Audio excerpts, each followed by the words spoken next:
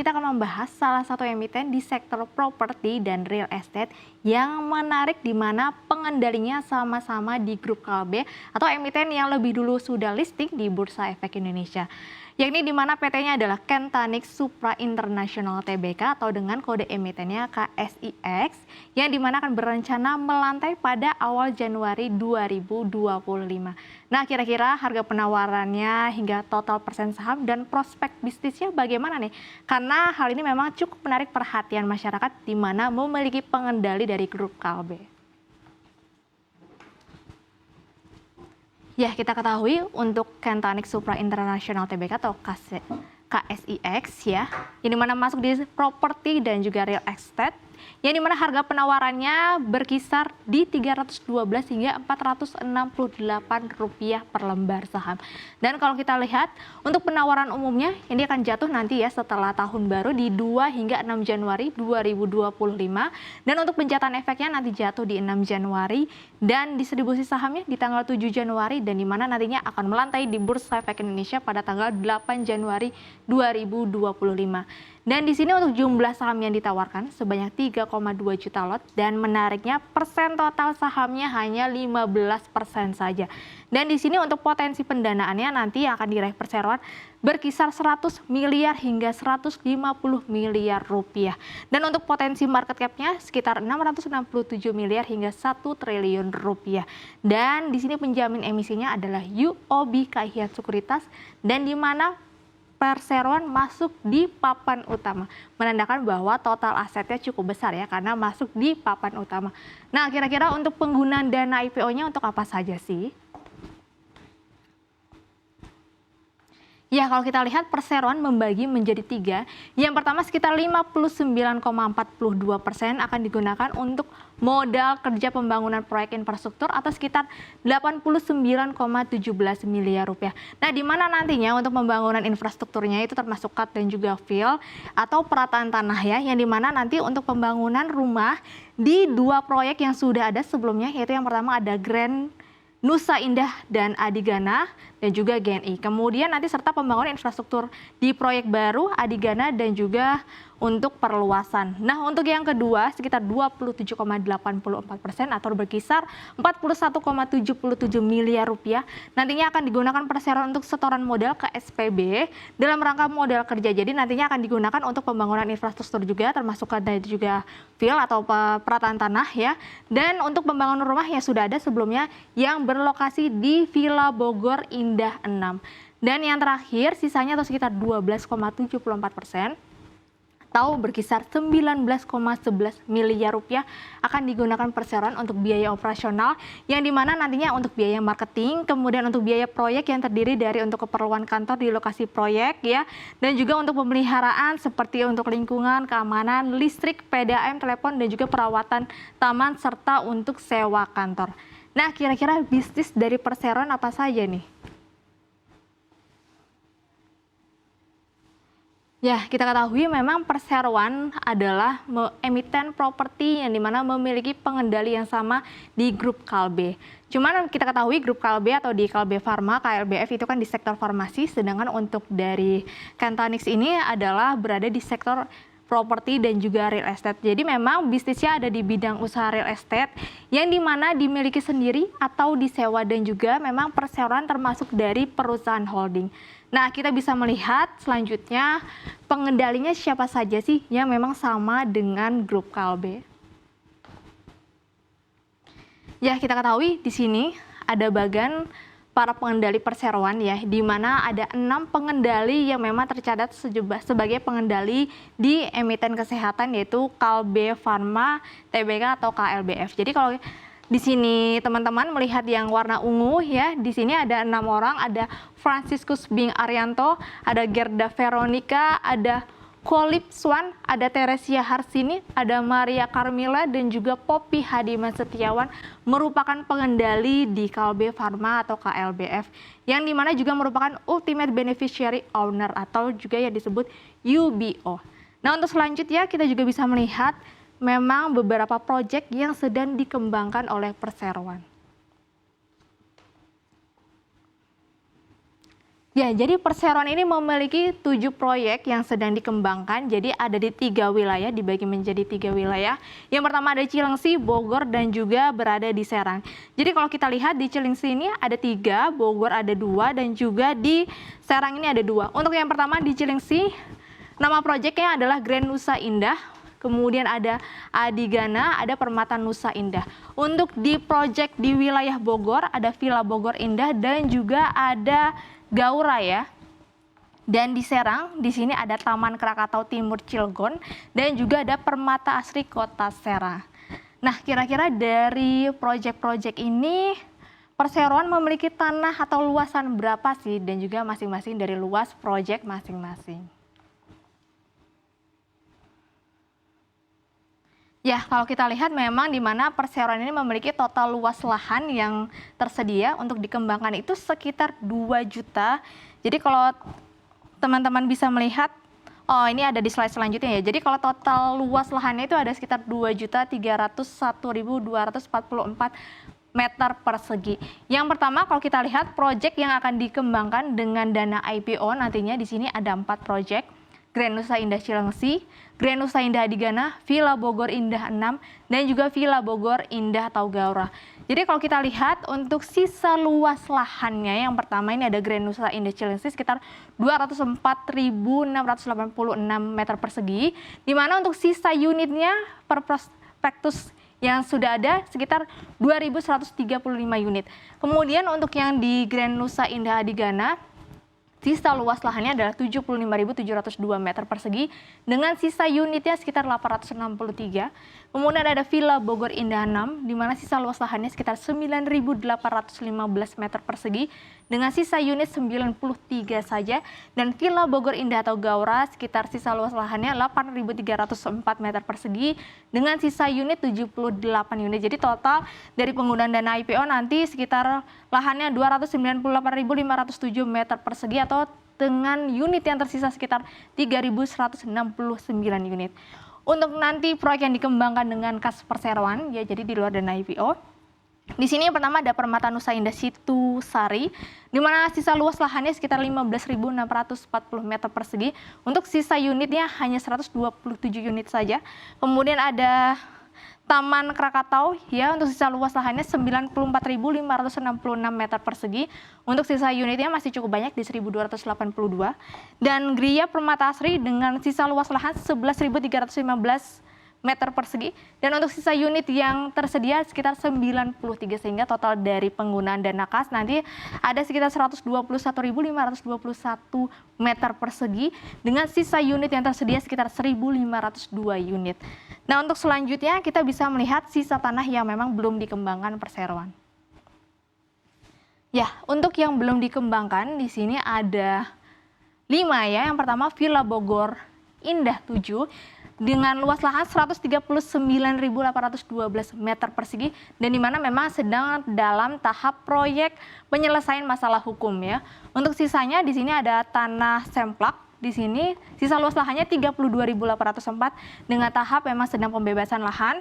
Kemudian tanah Jonggol di sini sisa luas lahannya 283.336 meter persegi sedang dalam pembebasan lahan juga. Kemudian tanah Sriamur di sini 534.469 meter persegi dengan sedang pembebasan lahan dan juga dengan sedang pembebasan lahan sama. Ini di wilayah Bekasi ya, nama-namanya ada Sriamur, ada Babelan. Dan untuk tanah Babelan di sini sisa luas lahannya 890.795 meter persegi. Jadi totalnya untuk yang nanti akan belum dikembangkan oleh Perseroan sekitar 1.881.216 meter persegi. Jadi seluruh total lahan yang memang dimiliki Perseroan untuk dikembangkan adalah totalnya 2.301.244 meter persegi. Nah, selain dari tanah-tanah yang memang akan dikembangkan oleh Perseroan, bagaimana nih dengan kinerja keuangan Perseroan? Ya, Perseroan membukukan kinerja terakhir itu di semester 1 2024 atau per Juni 2024. Memang sayangnya kalau kita lihat penjualan atau pendapatannya turun ya sekitar 15%, yaitu dari 100 48,7 miliar menjadi 126,1 miliar saja. Memang kalau kita lihat secara track record kinerja dari 2021 ke 2022 naik 11%, kemudian turun ya dari 2022 ke 2023 turun 7% dan berlanjut di semester 1 2024 ini juga turun di 15%. Nah, kira-kira penjualannya turun bagaimana nih dengan kontribusi laba bersihnya, apa kira-kira ikut turun juga?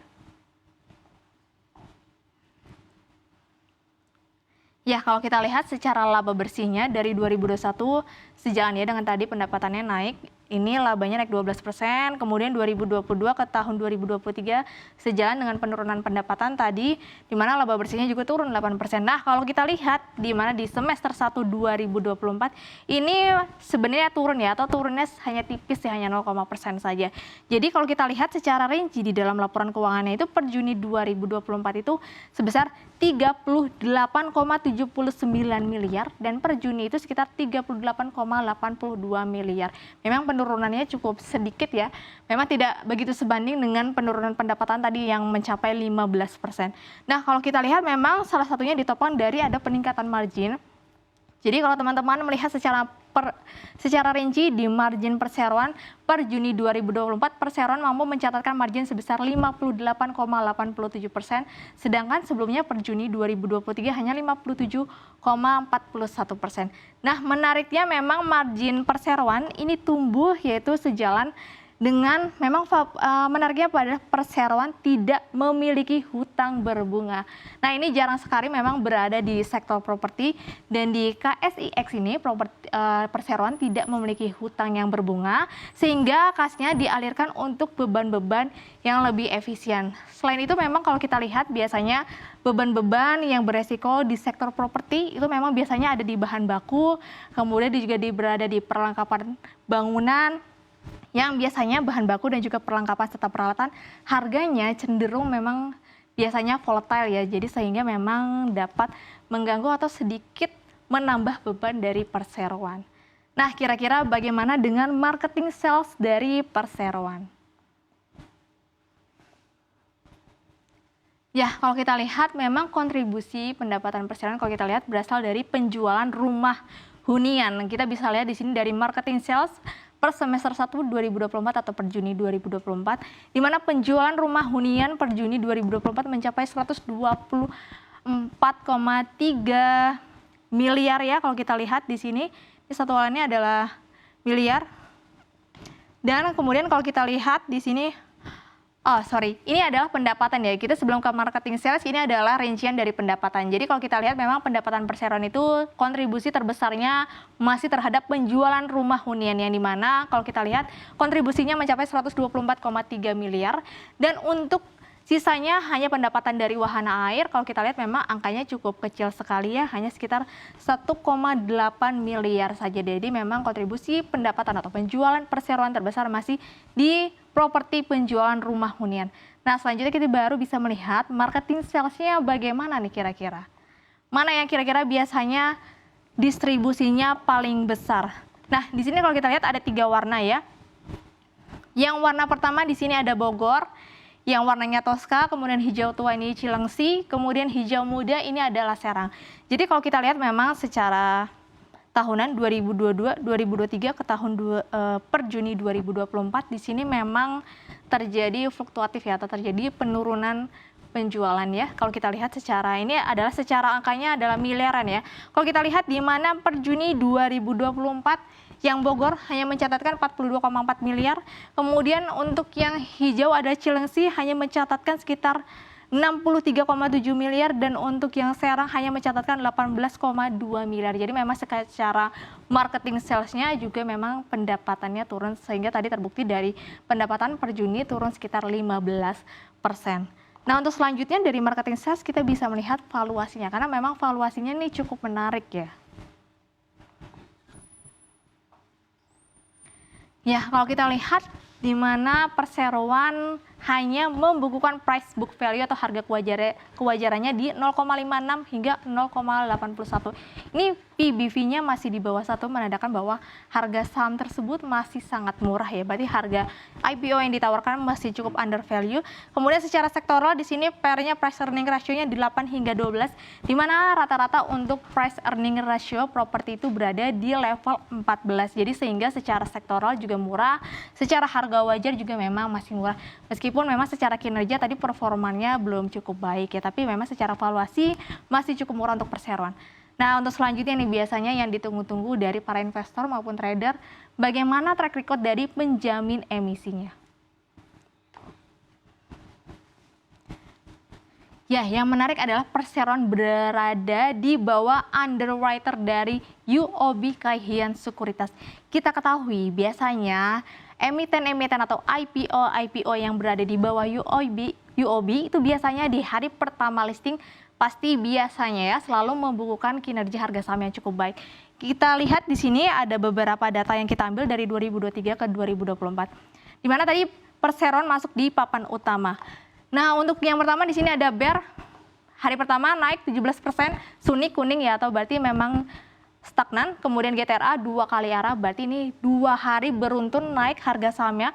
NCKL 4%, RAM 5 hari beruntun atau seminggu harga sahamnya naik. Kemudian ada RELF 7 kali arah, di mana berarti 7 hari saham dari RELF naik beruntun. Kemudian ada Baby naik 9%. Selanjutnya